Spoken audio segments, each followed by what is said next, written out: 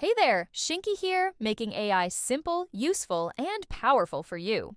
Today, we're diving into some electrifying tech updates. Google's Photos editor just got a major upgrade with generative AI tools, including a one-tap Help Me Enhance feature that turns your casual edits into polished magic. It's all about making creativity effortless and redefining our digital lives. Now, let's talk about India's AI moment. Lightspeed is backing Snabbit, a fast-growing startup transforming home services in India.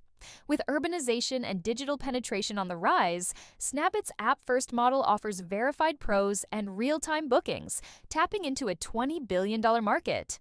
As India's middle class grows, convenience is key, and Snabbit might just become a household name. Switching gears, if you're into audio and video editing, Descript AI is your new best friend. Sign up, upload your files, and let it transcribe and edit with ease. It's a game changer for content creators. For productivity buffs, check out these 5 AI tools: Summate, It for article summaries, Dubverse for video dubbing, Teach Anything for quick explanations, Dectopus AI for slide decks, and Taplio for LinkedIn growth.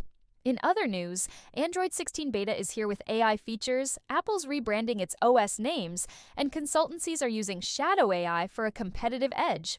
Plus, the Stargate project is set to boost AI in the Middle East. Finally, Microsoft and Yotta are teaming up to drive AI adoption in India, building a robust ecosystem with cutting-edge infrastructure and localized services. This partnership is about embedding AI into the core of India's growth. That's it for today. Thanks for tuning in. Until tomorrow, this is Shinky and the Hanuman AI team.